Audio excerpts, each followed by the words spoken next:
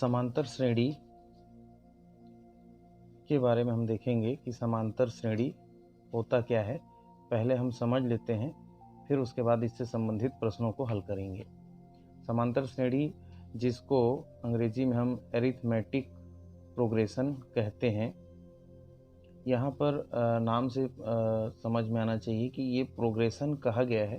Progression का मतलब progressive series, मतलब बढ़ते क्रम या घटते क्रम में जब हम विभिन्न संख्याओं को जमा कर लिखते हैं और उनके बीच में एक निश्चित अंतर होता है। जैसे मान लीजिए कि 2, 4, 6, 8, यहाँ पर हम देखते जाएंगे तो आगे 10, 12 ऐसे आएगा। सभी संख्याओं के बीच में अंतर जो होता है वो 2-2 का डिफरेंस रहेगा। वैसे ही अलग अलग भी हम ले सकते हैं, और इसके अलावा जैसे कि 1 हो गया, 7 हो गया, 13 हो गया, ये इस प्रकार की संख्या है। तो इसमें क्या है, डिफरेंस अलग अलग है। इसमें 6 है, इसमें भी 6 है, ये निश्चित है। उतना ही होगा। एक एग्जाम्पल हो गया, ये दूसरा एग्जाम्पल हो गया। हम और ले सकते हैं तीसरा एग्जाम्पल के लिए कि जैसे मान लीजिए यहाँ ऋणात्मक संख्याओं को भी शामिल कर सकते हैं। जैसे -5 हो गया, -2, 1, 4, इस तरीके से यहाँ पर 7, फिर 10 ऐसा आएगा। आप देख सकते हैं कि इनके बीच में 3 का अंतर है। उसी प्रकार से यहाँ पर भी इनके बीच में 3 का अंतर है, इसके बीच में 3 का अंतर है। ये कैसे है ये हम देख लेंगे, लेकिन अभी फ़िलहाल मैंने समझाने के लिए इस प्रकार के सीरीज़ लिए हैं। अब देखिए, यदि इनके बीच में अंतर ऐसे नहीं आते हैं, अंतर अलग अलग होता है, तो फिर हम उसको समांतर श्रेणी नहीं कहेंगे। जैसे कि सपोज हम ले सकते हैं, मान लीजिए 1, 4, 7, 9, 12। यहाँ पर हम देखेंगे जैसे इनके बीच में अंतर 3 का है, इसके बीच में 3 है, इसके बीच में 2 है, इसके बीच में 3 है। तो यहाँ पर हम देख सकते हैं एक संख्या यहाँ पर गैपिंग जो है वो 2 का है। तो इसका मतलब ये है कि ये समांतर श्रेणी नहीं है। तो इसको अब क्या करेंगे, हम समांतर श्रेणी नहीं मानेंगे। ठीक है। अभी क्या है, इस प्रकार के जो सीरीज होते हैं, जैसे कि इसको तो हम हटा दें, ये तो हमारा समांतर श्रेणी नहीं है, लेकिन ये समांतर श्रेणी थे। अब मान लीजिए मैं अलग से एक एग्जांपल ले लेता हूँ। जैसे सपोज अपन ले लिए 7, 10, 13, 16, ऐसा करके ये एक सीरीज बना हुआ है। अब इसमें जो ये सबसे शुरू का अक्षर होता है, चाहे वो धनात्मक हो ऋणात्मक हो, है ना, तो उस संख्या को अपन क्या कहेंगे, यही जो है ये प्रथम पद कहलाता है। इसको ए से हम दर्शाते हैं और ये प्रथम पद कहलाता है किसी भी सीरीज के लिए। हो सकता है इस सीरीज को ऐसा लिखा जाए 16, 13, 10, 7, तो फिर इसके बाद आगे क्या आ जाएगा, ये घटते क्रम में 16 में से 3 गया 13, 13 में से 3 गया 10, 10 में से 3 गया 7, यहाँ पर 4 ऐसा आएगा। इस कंडीशन में यहाँ जो प्रथम पद होगा, ए बराबर प्रथम पद यहाँ पर हो जाएगा आपका 16। तो अलग अलग कंडीशन में अलग अलग होंगे। हमको सीरीज देखना है, वो बड़ा भी हो सकता है, छोटा भी हो सकता है, संख्या उस पर ध्यान नहीं देना है। इसके अलावा एक और चीज़ यहाँ पर आता है जो आपका सर्व अंतर कहा जाता है, और ये हर एक मतलब समांतर श्रेणी से जुड़े हुए हर एक प्रश्नोत्तर में इसका उपयोग हमको करना होता है। ये क्या होता है, इसको हम डी से दर्शाते हैं। डी मीन्स यहाँ पर डिफरेंस हो गया। और किसी भी सीरीज में, जैसे इस सीरीज में ले लें, इस सीरीज में ले लें, या किसी भी सीरीज में क्या होगा कि प्रत्येक पदों के बीच में अंतर एक समान होता है। जैसे यहाँ पर अंतर -3 का है, यहाँ पर अंतर जो है वो +3 का है, मतलब 3 का है यहाँ पर। ठीक है। तो यहाँ सभी जगह पे ये क्रम जो है एक बराबर रहेगा, उसीलिए हम उसको समांतर श्रेणी कहेंगे। और उसी जो अंतर है, हर जगह पे जो अंतर होगा उसी को क्या कहा जाता है, सर्वांतर कहा जाता है। इसका एक सामान्य सूत्र होता है, डी बराबर, यहाँ डी हम लेंगे डिफरेंस के लिए, डी बराबर द्वितीय पद में हम प्रथम पद को घटाएंगे, या फिर ये सेम कंडीशन है, तृतीय पद में हम सेकेंड पोजीशन को, दूसरे पद को घटाएंगे, या फिर ऐसे ही बढ़ते क्रम में ले सकते हैं। चौथे पद में कौन से पद को घटाया जाएगा, तीसरे पद को घटाया जाएगा। तो यहाँ पर जो सभी उत्तर हैं एक समान आएंगे, वही क्या होंगे, सभी सर्वांतर होंगे। अब सर्वांतर हमको निकालने के लिए सभी को घटा के देखने की आवश्यकता नहीं है, किसी को भी हम लेके सर्वांतर निकाल सकते हैं। जैसे कि मैं इस सीरीज को लेता हूँ, इस सीरीज में आपको 16, 13, 10, 7 और 4 दिख रहा है। इसमें से मान लीजिए हम इन दोनों को लेते हैं, तो यहाँ पर द्वितीय पद हो गया 13 ऋण, प्रथम पद हो गया 16, तो 13 में से 16 गया -3। और करके देख सकते हैं इसी में डी 10 में से 13, मतलब तृतीय पद हो गया 10 और द्वितीय पद हो गया 13, 10 ऋण 13, तो यहाँ भी कितना आ गया -3। ऐसे ही करके हमको सर्वांतर निकालना होता है। ठीक है, सर्वांतर हर एक पद के लिए निकालने की आवश्यकता नहीं है, केवल आप हर एक पद के लिए उस समय निकाल के देखेंगे जब आपको ये पूछा जाए कि दिया गया सीरीज या श्रेणी समांतर श्रेणी है या नहीं है, तो इसलिए हम चेक करने के लिए डी का मान निकालेंगे। फिलहाल प्रश्न को हल करने के लिए केवल डी का मान किसी भी कहीं से भी हम एक बार निकाल लेंगे, फिर वो हमारे हर जगह पे काम आएगा। अब यहाँ पर एक प्रमुख सूत्र होता है जिसका बार बार उपयोग करना होता है, वह प्रमुख सूत्र होगा Tn = a+n-1 × d। ये क्या सूत्र है? ये है nवां पद का सूत्र। nवां पद मतलब जो पद हमको पूछा गया है उस पद के बारे में यदि हम कोई जानकारी निकालते हैं, कोई कहना चाहिए उस पद का मान निकालते हैं, तो वही क्या कहलाता है? nवां पद। Tn = a+n-1 d। मान लीजिए कहीं कहा गया कि पांचवा पद ज्ञात कीजिए, तो पांचवा पद मतलब n का मान 5 रख के हमको हल करना है। अब उसमें a क्या है तो पहले ही बता दिया गया, a जो होता है दिए गए सीरीज का प्रथम पद होता है।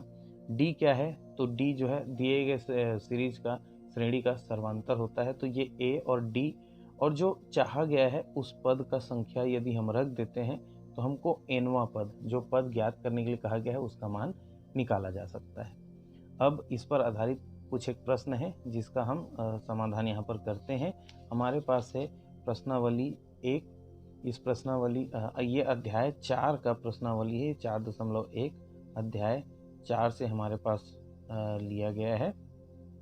यहाँ पर हमको विभिन्न प्रश्नों को हल करना है। यहाँ पर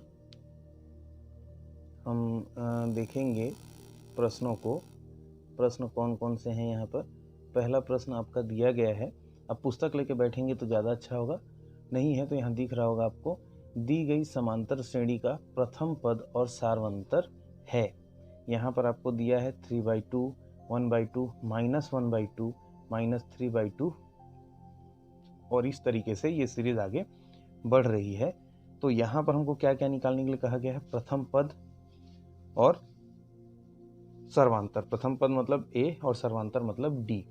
इस सीरीज से हमको देख के निकालना है और निकालेंगे तो उसका उत्तर क्या क्या कहा गया है? a 1/2 -1/2, b 3/2 -1, c 3/2 -1/2 और d -3/2 -1। तो हम इसके लिए अभी इसको हल करके देखते हैं कि मान लीजिए हमारे पास जो सीरीज है वो इस प्रकार है 3/2, 3/2, 1/2, -1/2, -3/2, इस तरीके से आगे है 3/2, 1/2, ऋण 1/2, ऋण 3/2। इस प्रकार से हमारे पास सीरीज है। तो जैसे ही हम पहले ही बात कर चुके हैं कि जो प्रथम पद होता है, जो सबसे पहला पद होता है, पहला अंक जो होता है सीरीज में, जो पहला जहाँ से स्टार्ट होता है उसको हम क्या मानते हैं? प्रथम पद मानते हैं। तो यहाँ पर a बराबर, या फिर इसी को हम प्रथम पद कहते हैं, तो प्रथम पद बराबर हमको क्या मिल गया? 3/2। तो ये तो प्रश्न का पहला हिस्सा क्या क्या पूछा है? प्रथम पद और सर्वांतर पूछा है। तो प्रथम पद तो हमने यहाँ पर निकाल लिया। अब दूसरा का है सर्वांतर। तो मैंने क्या बताया था? सर्वांतर मतलब d, और इसके लिए हमारे पास क्या होता है? एक नॉर्मल कॉन्सेप्ट होता है कि द्वितीय पद, दूसरा पद ऋण पहला पद, ठीक है, या फिर वो सबको निकालने की आवश्यकता नहीं, या फिर मतलब मैं क्या बोल रहा हूँ कि तीसरा पद ऋण दूसरा पद, ये सब हमने अभी चर्चा किया, लेकिन वो सब निकालने की आवश्यकता नहीं, अभी हमको यहाँ इतने से काम चल जाएगा। तो दूसरा पद क्या है? यहाँ पर 1/2 है, उसको हमने रख लिया यहाँ पर, और ऋण यहाँ पर पहला पद क्या है? 3/2। अब इसको हमको हल करना है। तो देखिए यहाँ नीचे संख्या बराबर है, तिर्यक गुणा के नियम से या फिर लघुत्तम से हम देखेंगे तो ये दोनों संख्या बराबर है, तो हमने केवल एक बार ले लिया, और ऊपर में क्या है? 1 - 3। अब इसको हम हल करेंगे तो 1 - 3 मतलब यहाँ पर -2/2 होगा, ऋण 2/2, और यहाँ कट जाएगा ये, तो उत्तर हमारा कितना आ जाएगा? ऋण 1। तो इस प्रकार से ये जो प्रश्न दिया गया है इसके लिए हमको प्रथम पद 3/2 मिल गया, और जो सर्वांतर है वो मिल गया ऋण 1। तो ये 3/2 ऋण 1 हमारे कौन से ऑप्शन में उपलब्ध है? यहाँ पर आप देखेंगे हमारे पास जो ऑप्शन है 3/2 और ऋण 1, 3/2 और ऋण 1 हमारे बी ऑप्शन पे उपलब्ध है। तो इसका मतलब है पहला का उत्तर होगा बी, 3/2 ऋण 1। अब आप चाहें तो पॉज करके वीडियो को इस चीज़ को अपने कॉपी में नोट कर सकते हैं और मतलब इसको देख के भविष्य में आप बना सकते हैं, समझ सकते हैं। अब हम आते हैं दूसरे क्वेश्चन पे। दूसरा क्वेश्चन यहाँ पर क्या दिया गया है? किसी समांतर श्रेणी का प्रथम पद ऋण 2 और सार्वंतर ऋण 2 है तो चौथा पद होगा। हाँ, हमने अभी कुछ समय पहले ही अभी इसी वक्त चर्चा किया था कि हमको एक बहुत ही इम्पोर्टेंट सूत्र का उपयोग करना होता है, Tn = a + n - 1 × d या फिर Tn = a + n - 1 × d। अब इसी की सहायता से हम ये दूसरा प्रश्न हल करेंगे, दूसरा का दूसरा। इसमें क्या कहा गया है? किसी समांतर श्रेणी का प्रथम पद ऋण 2 है। तो इसका मतलब क्या हो जाएगा हमारे लिए इस प्रश्न में? a बराबर ऋण 2 और दूसरा इसमें हिस्सा क्या कहा है? सर्वांतर ऋण 2 है। तो d भी हमारा क्या हो गया? ऋण 2 और चौथा पद निकालने के लिए कहा गया है तो यहाँ पर n बराबर हो गया 4। ठीक है, तो हम यहाँ पर मान रखते हैं। मान रखने पर ऐसा हम हल करते हुए लिख सकते हैं, मान रखने पर। हालांकि आपको लिखना नहीं है, कारण बताने के लिए यहाँ कहा गया है, कारण सहित लिखिए। ठीक है, तो आप इसका उत्तर देते समय ये डिटेल लिखेंगे तो आपको याद रहेगा। तो अब यहाँ पर हल करते हैं, हम मान रखते हैं तो Tn मतलब n की जगह पर 4 रखेंगे तो T4 मतलब चौथा पद बराबर a की जगह पर क्या लिखेंगे? ऋण 2 प्लस n की जगह पर हमको रखना है चौथा पद मतलब 4 और ऋण 1 और d की जगह पर क्या लिखना है? ऋण 2। अब यहाँ पर हल करते हैं, ऋण 2 धन 4 में से 1 गया तो 3 और ऋण 2। आप देख सकते हैं जैसे यहाँ ब्रैकेट के पहले प्लस था, मतलब ऋण 2 के साथ हमको यहाँ से जो उत्तर मिलेगा उसको जोड़ना है। और यहाँ पर ब्रैकेट है, यहाँ भी ब्रैकेट है, बीच में कोई निशान नहीं है। तो इसका मतलब क्या है? यहाँ पर इन दोनों का 3 और ऋण 2 का आपस में गुणा करना है। तो इसको करके देखते हैं। ऋण 2 धन 3 का 2 से गुणा करेंगे तो हो जाता है 3 दूने 6। अब यहाँ आ गया ऋण 2 और धन और ऋण 6 का, धन और ऋण का हो जाता है ऋण, यहाँ पर हो गया ऋण 6। तो ऋण 2 और ऋण 6 हो गया ऋण 8। इस प्रकार से हमारा जो उत्तर है T4 के लिए, मतलब उस सीरीज का चौथा पद क्या होगा? -8 होगा। अब आप देख सकते हैं ये ऑप्शन में है या नहीं है। तो किसी समांतर श्रेणी का प्रथम पद -2 और सर्वांतर -2 है, ऋण 2 है, तो चौथा पद T4 होगा a 0, b -2, c -4 और d -8। तुम्हारा उत्तर हो जाएगा d -8, क्योंकि हमने हल किया है और वहाँ पर क्या आया है? T4 = -8 आया है। तो ये हमारा उत्तर होगा।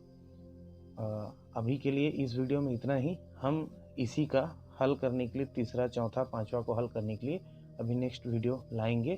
तो यह वीडियो यदि पसंद आया हो और लगता है कि ये आपके काम का है, आपके दोस्तों के काम का है, तो बिल्कुल इसको शेयर कीजिए, सब्सक्राइब कीजिए और लाइक ज़रूर कीजिए। धन्यवाद।